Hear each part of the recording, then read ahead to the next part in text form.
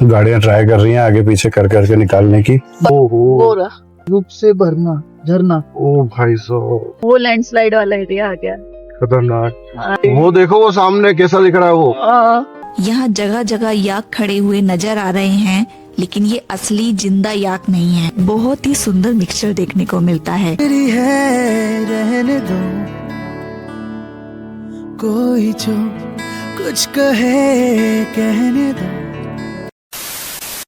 Hello दोस्तों, welcome back to our Nepal expedition. और आज का व्लॉग हमारी नेपाल जर्नी का सबसे खूबसूरत और एक्साइटिंग एपिसोड होने वाला है, क्योंकि आज हम एक्सप्लोर करेंगे मार्फा, जिसे एप्पल कैपिटल ऑफ नेपाल के नाम से भी जाना जाता है। उसके बाद हम चलेंगे जोमसोम और कागबेनी की तरफ, जो मुक्तिनाथ धाम और अपर मस्तांग रीजन का गेटवे माना जाता है, जहाँ हर मोड़ पर हिमालय अपना एक नया और ब्रेथ टेकिंग रूप दिखाता है। तो बिना किसी देरी के चलिए शुरू करते हैं दोस्तों आज का अनफॉरगेटेबल रोड ट्रिप।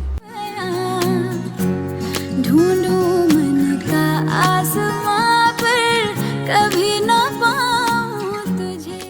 तो दोस्तों, हम लोगों की जर्नी स्टार्ट हो चुकी है मुक्तिनाथ के लिए, और यहाँ रोड की कंडीशन काफी खराब है। देखकर लग रहा है जैसे लैंडस्लाइड जोन है, क्योंकि काफी बड़े बड़े पत्थर हैं और रोड भी टूटा हुआ है, और इसी वजह से यहाँ जाम भी है। पहाड़ों में जब ऐसे जाम लग जाए तो कोई जल्दबाजी नहीं करनी चाहिए, बहुत ही पेशेंटली होकर ही गाड़ी को निकालना चाहिए। तो अभी आगे जाम है तो पहले दूसरी साइड की गाड़ियाँ निकलेंगी, उसके बाद हमारी वाली साइड से। तब तक हम भी इसी खूबसूरत हिमालयन वैली के बीच थोड़ा इंतजार करते हैं और फिर अपना सफर मुक्तिनाथ की तरफ कंटिन्यू करेंगे।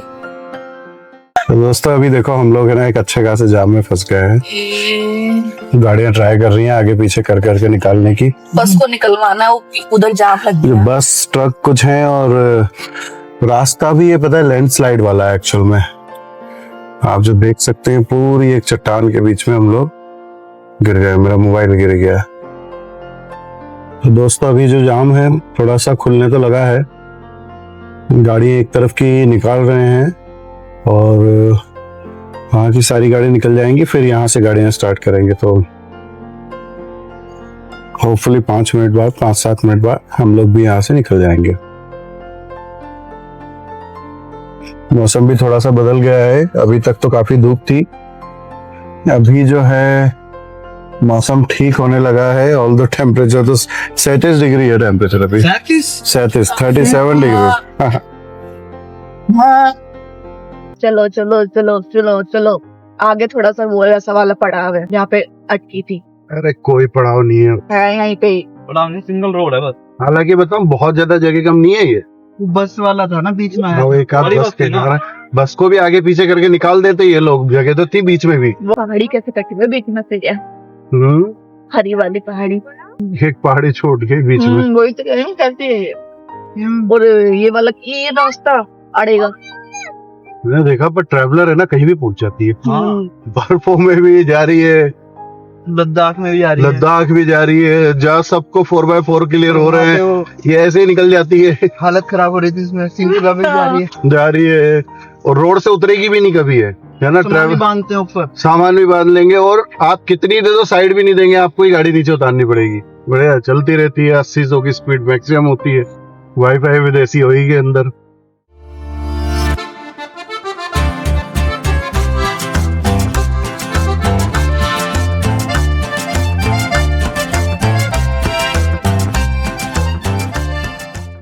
दिक्कत ना आएगी थोड़ी सी।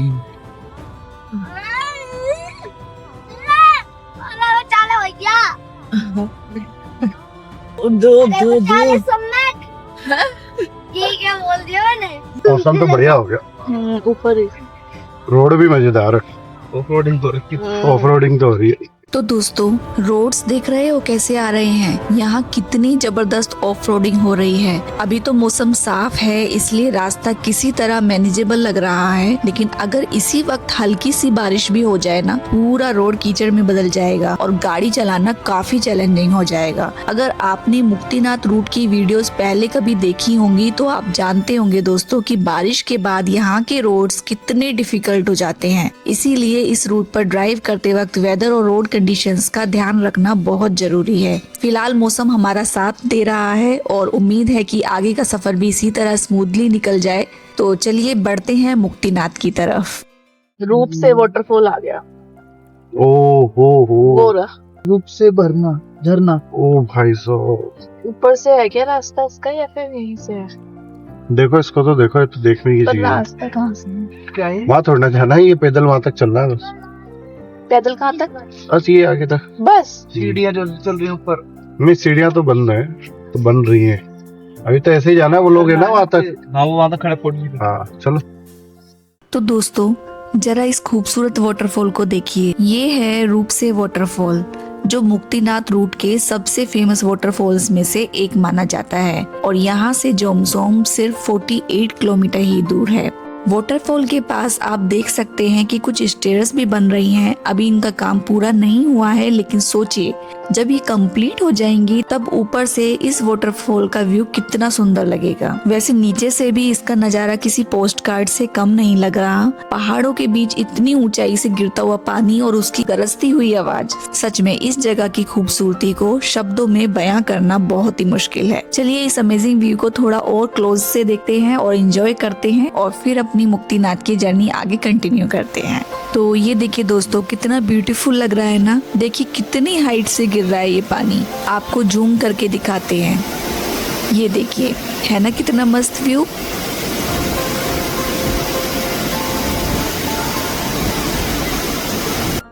तो दोस्तों अब जल्दी से इस प्यारे से व्यू की कुछ पिक्स ले लेते हैं, क्योंकि ऐसे नज़ारे रोज रोज देखने को नहीं मिलते। और फिर उसके बाद आगे बढ़ते हैं, क्योंकि सफर अभी बहुत बाकी है। तो चलिए चलते हैं।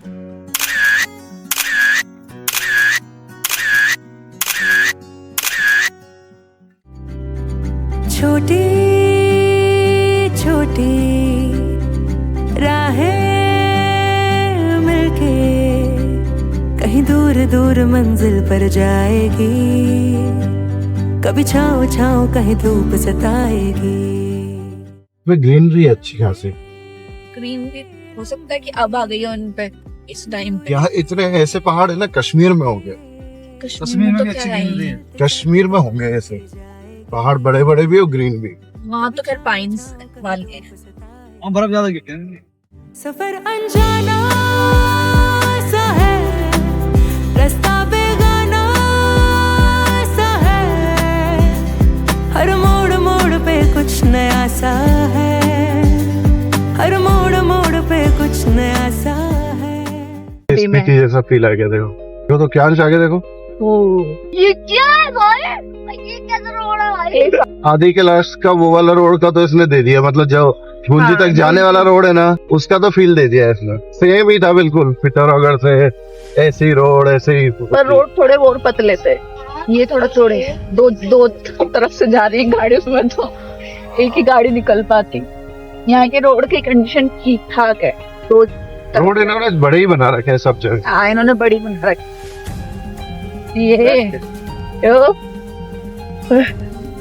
लद्दाख वाली फील आ रही है। हाँ, लद्दाख वाली फील आ रही है सच में।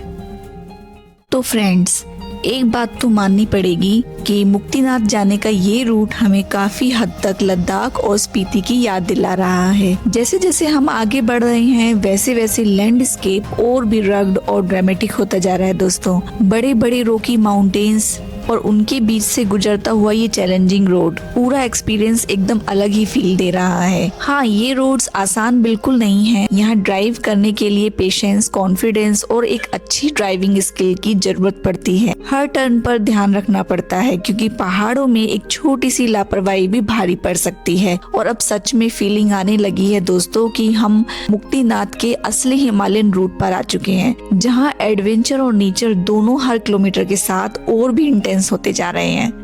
वो लैंडस्लाइड वाला एरिया आ गया। खतरनाक। हाँ। ऐसा लग रहा है वहाँ जाके फावड़ा चला दे कोई। तो पूरे बह जाएंगे। इतना बड़ा रखा है यहाँ। बहुत बड़ा। ये लुढ़का तो पता नहीं कितने को लुढ़का के लेके जाएगा। बहुत सारे ऐसे ही रखे हैं। कभी भी कोई भी आ जाए, खूब बड़े बड़े।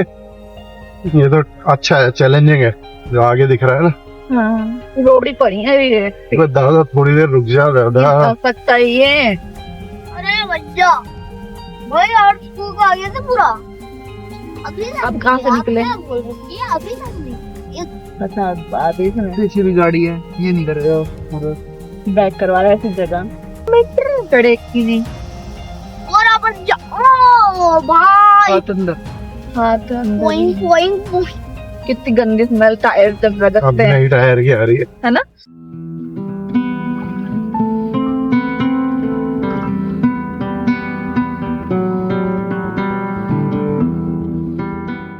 तो फ्रेंड्स फाइनली हम घासा पहुंच गए हैं। यहाँ एक चेक पोस्ट है जहाँ अन्नपूर्णा कंजर्वेशन एरिया के परमिट्स वेरीफाई किए जाते हैं, इसलिए अगर आप भी इस रूट से मुक्तिनाथ जा रहे हैं तो अपने परमिट्स और जरूरी डॉक्यूमेंट्स रेडी रखिए। हम भी अपने परमिट्स चेक करवा लेते हैं और उसके बाद किसी अच्छे रेस्टोरेंट पर रुककर कुछ खा लेंगे, क्योंकि सुबह से लगातार ड्राइविंग हो रही है तो थोड़ा रेस्ट लेना और एनर्जी रिचार्ज करना भी बहुत जरूरी है। चलिए पहले परमिट वेरिफिकेशन कंप्लीट कराते हैं, फिर कुछ टेस्टी खाना खाकर फ्रेश होते हैं और उसके बाद मुक्तिनाथ की तरफ अपना सफर फिर से कंटिन्यू करेंगे।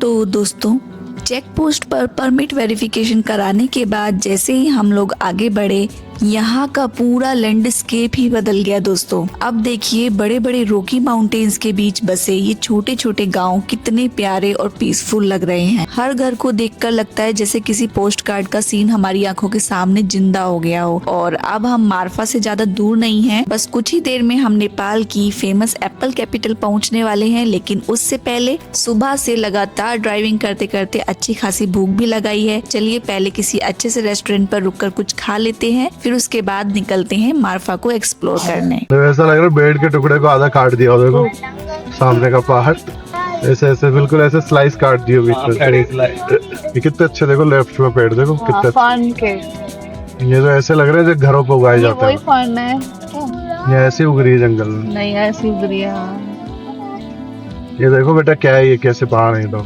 कैसे पहाड़ है हवा ठंडी आने लगी। छेद हो गया लगा है इस पहाड़ में। इतने बड़े जो स्नोफॉल हो रहा है, क्या हो रहा है देखो इसके पीछे पीक है। अरे हाँ ऊपर बहुत ऊपर है यार, कितना ऊपर है। लग रहा है पलंग पिचकारी चुन चूरे इसकी दियोली। यार ये पहाड़ कितना बड़ा है ऊपर वाला, कैसे दिख रहा है, मतलब बादल भी दिख रहा है वो पूरा। वो देखो वो सामने कैसा दिख रहा है वो।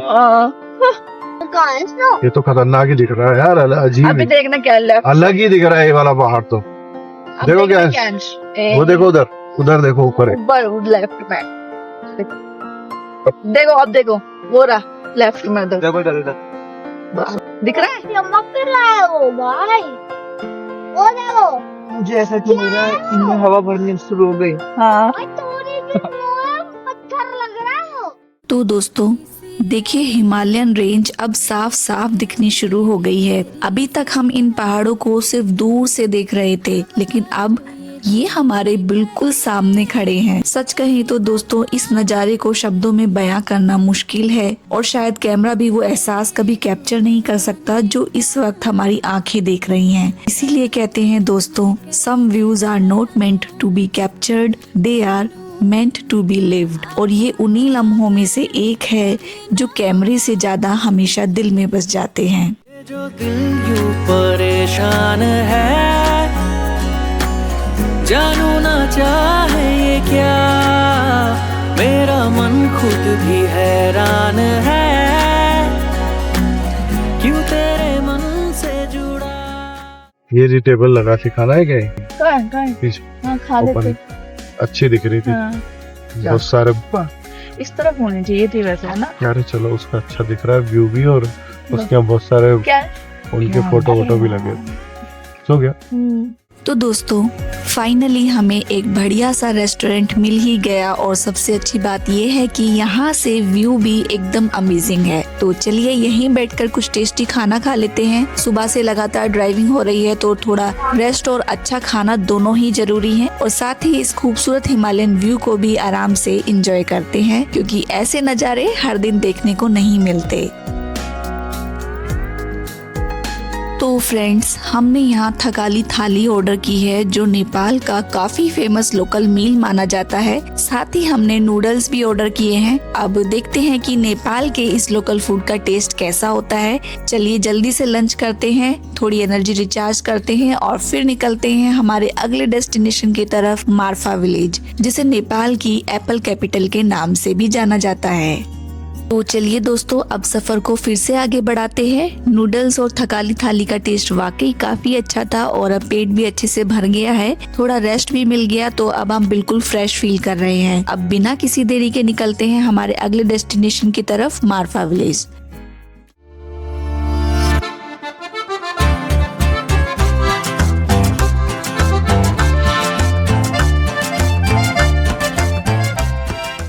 नुब्रा वैली वाला वो है हम लोग जब हम कह रहे थे हाँ। वो है आंधी उड़ रही है, बादल उड़ रहे हैं। हाँ हाँ, द मड विलेज है वो ये। है मोनेस्ट्री।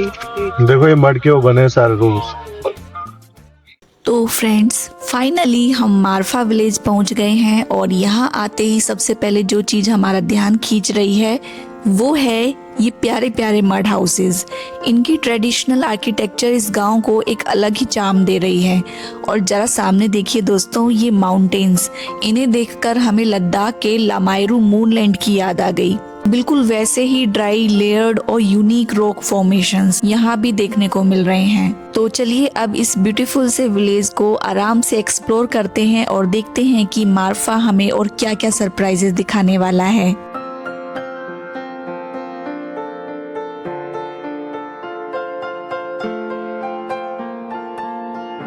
तो फ्रेंड्स, हमने अपनी गाड़ी पार्क कर दी है और अब मार्फा विलेज को पैदल एक्सप्लोर करने का वक्त आ गया है। और दोस्तों, गाड़ी से बाहर निकलते ही मार्फा ने हमारा स्वागत ठंडी और तेज पहाड़ी हवाओं से किया है। अभी तक हम लोग बिना जैकेट के ही घूम रहे थे, लेकिन यहाँ आते ही जैकेट्स निकालनी पड़ गई। वैसे भी किसी विलेज को असली तरीके से महसूस करना हो तो उसे पैदल ही एक्सप्लोर करना चाहिए, तभी उस जगह की कल्चर, गलियाँ और लोकल लाइफ को करीब से देखने का मौका मिलता है। तो चलिए आपको भी लेकर चलते हैं मार्फा विलेज की इन खूबसूरत गलियों में और देखते हैं कि नेपाल की एप्पल कैपिटल आखिर इतनी स्पेशल क्यों मानी जाती है।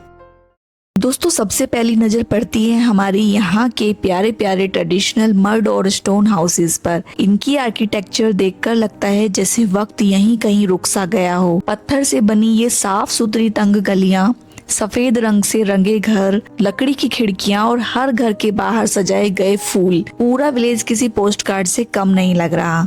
और दोस्तों, एक चीज ने हमारा ध्यान तुरंत अपनी तरफ खींच लिया। यहाँ जगह जगह याक खड़े हुए नजर आ रहे हैं, लेकिन ये असली जिंदा याक नहीं है।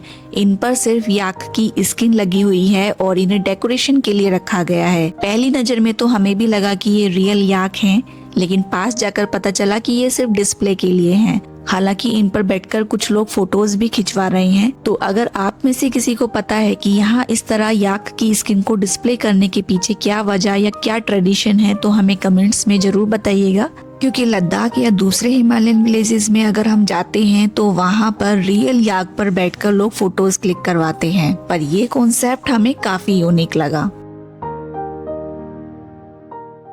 और दोस्तों, आपको बता दें कि मार्फा को एप्पल कैपिटल ऑफ नेपाल यूं ही नहीं कहा जाता। यहाँ के एप्पल्स पूरे नेपाल में काफी फेमस हैं। सिर्फ फ्रेश एप्पल्स ही नहीं, बल्कि Apple juice, apple pie, Apple jam, dried apples, Apple cider और एप्पल ब्रांडी भी यहाँ की खास पहचान है। अगर आप कभी मार्फा आए तो इनमें से कुछ न कुछ जरूर ट्राई कीजिएगा। सबसे खास बात दोस्तों ये है कि इस विलेज को आज भी बहुत ही खूबसूरती से प्रेजर्व करके रखा गया है। मार्फा में ज्यादातर थकाली कम्युनिटी रहती है, जो अपनी हॉस्पिटैलिटी, सफाई और सिंपल लाइफस्टाइल के लिए काफी मशहूर है। यहाँ नेपाली थकाली और तिब्बतन कल्चर का एक बहुत ही सुंदर मिक्सचर देखने को मिलता है, जो इस विलेज को और भी यूनिक बना देता है। वैसे अगर आप मुक्तिनाथ, जोमसोम या अपर मस्तांग की रोड ट्रिप प्लान कर रहे हैं तो मार्फा को बिल्कुल स्किप मत कीजिएगा। ये जगह ट्रेवलर्स और ट्रैकर्स का फेवरेट स्टॉप है। बहुत से लोग यहाँ एक रात रुकते हैं और जो भी रुकता है उसका यहाँ से जाने का मन ही नहीं करता। इतना सुकून और इतनी पॉजिटिव वाइब्स इस छोटे से विलेज में महसूस होती हैं।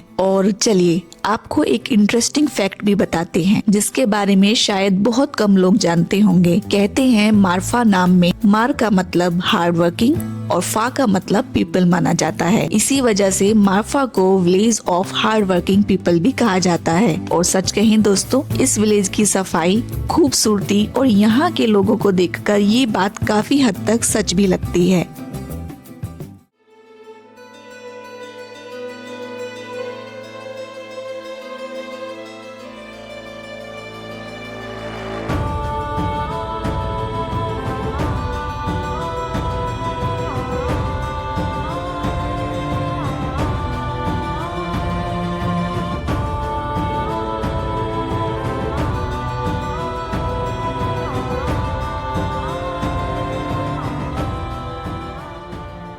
तो दोस्तों, मारफा की इन खूबसूरत गलियों में चलते चलते हम काफी आगे आ गए हैं और देखिए यहाँ के ये छोटे छोटे ट्रेडिशनल हाउसेस कितने प्यारे लग रहे हैं। हर घर एक जैसा, हर गली साफ सुथरी और पूरे विलेज में एक अलग ही सुकून महसूस हो रहा है। और जरा वहाँ ऊपर देखिए, एक स्तूपा या शायद टेम्पल नजर आ रहा है।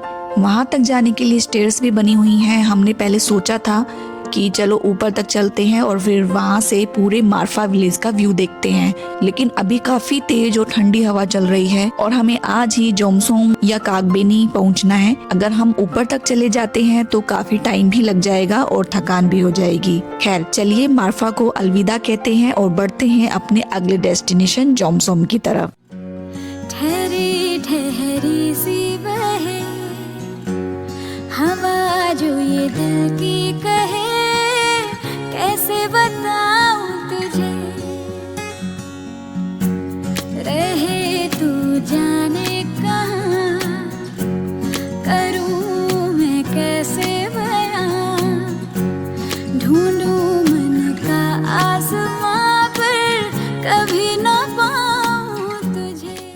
तो फ्रेंड्स, जोमसोम की तरफ निकलने से पहले हमें यहाँ की ये छोटी सी लोकल मार्केट बहुत पसंद आ गई है। यहाँ की हर दुकान में लोकल कल्चर की एक अलग ही झलक देखने को मिल रही है। ट्रेडिशनल ड्रेसेस, हैंडमेड आइटम्स और हिमालयन वाइब्स, सब कुछ इतना यूनिक लग रहा है कि बस देखते ही रह जाओ। और फिर हमने सोचा जब इतनी दूर आए हैं तो क्यों ना इस कल्चर को सिर्फ देखा ही नहीं, थोड़ी देर के लिए महसूस भी किया जाए। इसलिए हमने डिसाइड किया कि एक ट्रेडिशनल ड्रेस पहनकर देखते हैं कि कैसा फील होता है। तो चलिए देखते हैं हम पर यहाँ की ट्रेडिशनल ड्रेस कैसी लगती है और थोड़ी देर के लिए मारफा के रंग में ही रंग जाते हैं।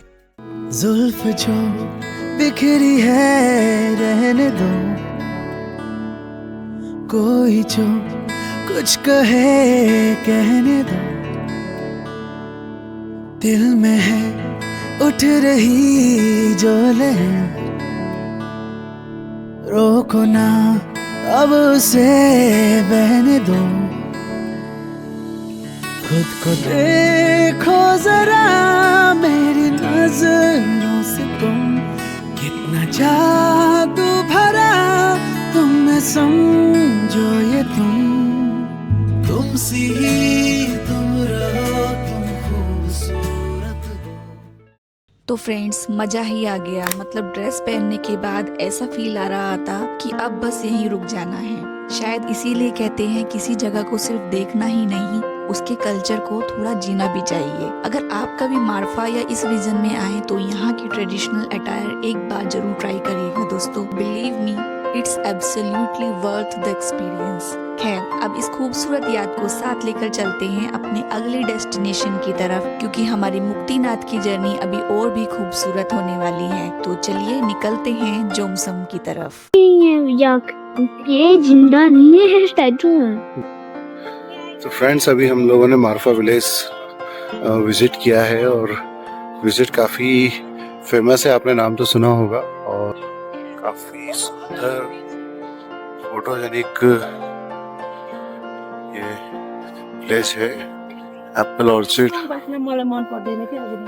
यहाँ के घर बड़े अच्छे बने हुए हैं। मतलब आप देखें, ऊपर पूरा वुडन रखी हुई है और उसको शायद ये ठंडों से बचने के लिए रखा है कि ताकि जो है घर के अंदर ठंड कम रहे। आप देखेंगे सारे घरों पे जो है लकड़ी के ऊपर काफी सारी स्टिक्स रखी हुई है।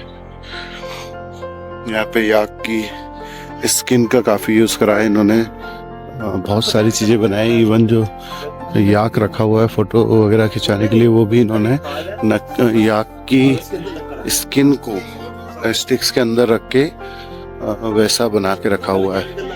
आप देख सकते हैं, फोटो अटैच कर दी मैंने। देखो सारे घरों पे ये वुडन की स्टिक्स रखी हुई हैं और घर बनाए हुए हैं। तो विलेज सुंदर है, काफी सुंदर है। एक छोटा सा विलेज है जो कि टूरिस्ट बेस्ड ही है। सारे घरों को इन्होंने टूरिज्म के हिसाब से बनाया हुआ है। स्टे के ऑप्शंस अच्छे हैं, फोटो सेशन के लिए अच्छा बना रखा है। स्नो गिरती होगी तब तो और ही ब्यूटीफुल लगता होगा यहाँ पे ना। स्नो गिरती होगी ना यहाँ पे? यहाँ तो स्नो रहती होगी। गर्मियों में ऐसा तो गिरेगी हाँ। मतलब ऐसा मौसम हाँ, ऊपर के एरिया में तो लग रहा है कि स्नोफॉल हो रही है। मारफा थोड़ा सा अलग लग रहा था। विलेज है ना, अच्छा विलेज अलग था बिल्कुल। अच्छा था। अच्छा, यही है ये पुराने, मैं कह रहा हूँ बहुत पुराना, उसको ये लोग अभी तक रखे हुए हैं। टूरिस्ट के नाम पे कर दिया बस, ठीक है इस हिसाब से। अब यही हर्षिल भी तो यही कर रहा है, हर्षिल भी ऐसे ही, पर उसने ना पुराने घर अभी तोड़ दिए, वहां पे कम बचा है, छोड़ छाड़ के चले गए। अब उसको डेवलप करके वहां रहने लगते तो लोग आने लगते। हाँ, इस तरीके का बना दो ना। देखो तो सही, कैफे वैफे कैसे वहाँ जा रहे थे बताओ हम उस मंदिर पे, कैफे का बन गया बढ़िया यहाँ तो बड़े बड़े। ये रास्ता है, यही तो था वो जो दिख रहा था। ये लग रहा है बिल्कुल नूबरा जैसा, वो नूबरा जाते समय आता है ना। वो भाई आता है ग्राउंड जहाँ मैच चलेगा। वैसा बैट बॉल खेल लो, बैट बॉल। देखो कितना बड़ा ग्राउंड है। माउंटेन में नहीं खेलोगे बैट बॉल? तो दोस्तों, अब हमारा कारवां एक बार फिर से मुक्तिनाथ की तरफ बढ़ चुका है। अगला डेस्टिनेशन आने वाला है जोमसोम। फिलहाल हम लोग सोच रहे हैं कि आज रात जोमसोम में ही स्टे कर ले, लेकिन फाइनल डिसीजन वहीं पहुंचकर ही लेंगे, क्योंकि अब शाम धीरे धीरे ढल रही है और हिमालय में अंधेरा भी काफी जल्दी हो जाता है। ऐसे माउंटेन रोड्स पर रात में ड्राइव करने के बजाय किसी अच्छी जगह रुकना ही ज्यादा सेफ और प्रैक्टिकल रहता है। तो चलिए पहले जोमसोम पहुँचते हैं, फिर डिसाइड करते हैं कि आज की रात यहीं रुकना चाहिए या सफर को थोड़ा और आगे बढ़ाना चाहिए।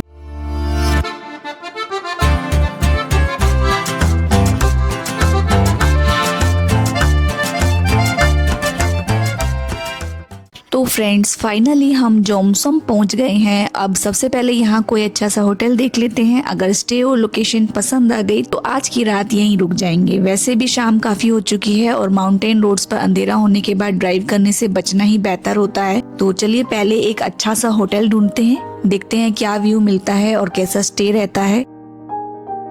माउंटेन देख लो पीछे से, बर्फ वाला। खाली भी मिल जाएंगे, थोड़ा सस्ता ही मिल जाएगा। एक आध राउंड मार लो। हाँ देखो चल तो मिल जाएंगे। हाँ, बहुत सारे। और थोड़ी चाय पी लेंगे जा रहे मोबाइल। तो फ्रेंड्स, हमने फाइनली डिसाइड कर लिया है कि आज की रात हम कागबेनी में ही स्टे करेंगे। यहाँ लोकल लोगों से बात करने पर पता चला कि कागबेनी का स्टे काफी यूनिक और रॉ हिमालयन वाइब वाला होता है। भीड़ भाड़ से दूर एक छोटा सा पीसफुल विलेज, जहाँ जाकर लगता है जैसे वक्त थोड़ा धीरे चलने लगता है। और वैसे भी हम सिर्फ डेस्टिनेशन देखने नहीं आए हैं, हम उस जगह को महसूस करना चाहते हैं। चलिए अब निकलते हैं कागबेनी की तरफ। हो गया हमारा, है ना, कागबेनी जा रहे हैं हम। हो गया, सब हो गया। देख आते हैं, नहीं मिला तो आ जाएंगे। इतनी ठंड देख के नहीं लग रहा कि सर्दियों में यहाँ बर्फ पड़ती होगी। बहुत पड़ती है भाई बर्फ। सर्दियों में तो बहुत बर्फ। जो गर्मी वैसे हो में- सकता है अपन दिसंबर में आधी कैलाश गए थे, अगर मई में जाते तो ऐसे ही मिलता वो भी सूखा। बोलता रहता अक्टूबर से यहाँ गिरती है बर्फ, 4 महीने बताता है, बस ऐसे रहते हैं।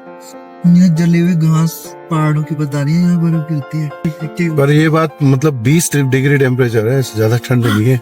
20? हाँ, ऐसे कैसे हो सकता है? क्या है ये?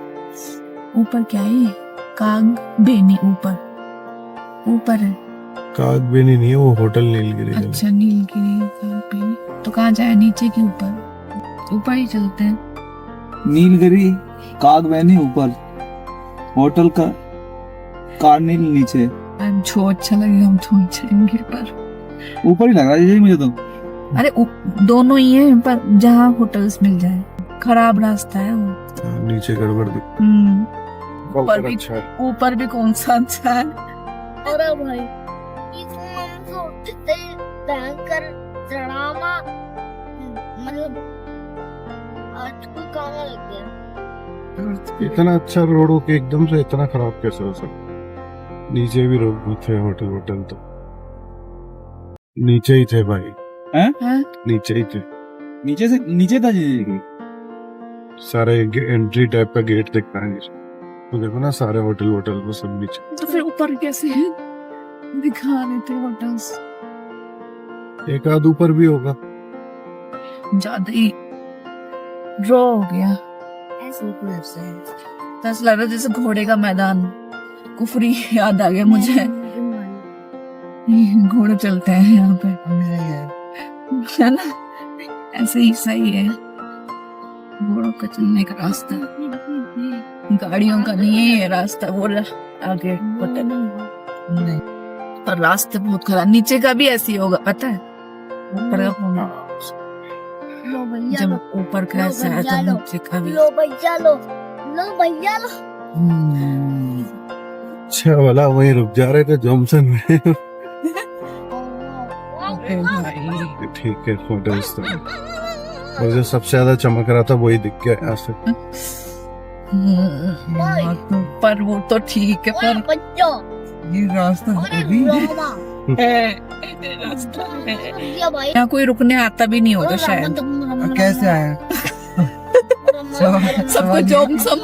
सबको जॉमसम में ही मिल गए होंगे।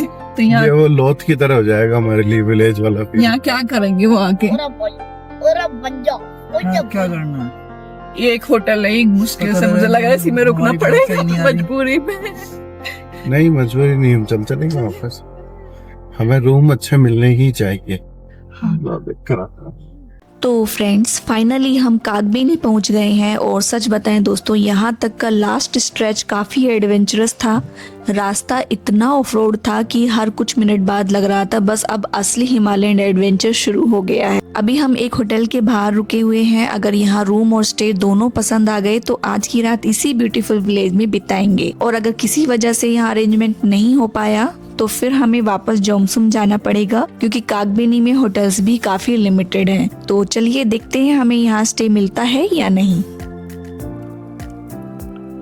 तो दोस्तों गुड न्यूज़ ये है कि हमें कागबेनी में स्टे मिल गया है, और सच बताएं ये स्टे देखते ही हमारी सारी थकान दूर हो गई। बाहर से जितना सिंपल लग रहा है अंदर से उतना ही कोजी और ब्यूटीफुल निकला। सबसे अच्छी बात ये है दोस्तों कि यहाँ एकदम घर जैसी फीलिंग आ रही है। हर चीज बहुत ही नीट एंड क्लीन है, रूम्स भी काफी कंफर्टेबल लग रहे हैं। और अब हम लोग डिनर करके बस रेस्ट ही करेंगे क्योंकि काफी थकान हो गई है। कल का दिन काफी बड़ा होगा दोस्तों, क्योंकि हम जाने वाले हैं मुक्तिनाथ। तो हमारी इस जर्नी में बने रहिए दोस्तों। मिलते हैं नेक्स्ट व्लॉग में, और हमारी ये वीडियो अगर पसंद आई हो तो लाइक शेयर एंड कमेंट जरूर कीजिएगा, और अगर आप चैनल पर नए हैं तो सब्सक्राइब करना बिल्कुल मत भूलिएगा। तब तक के लिए take care and thanks for watching.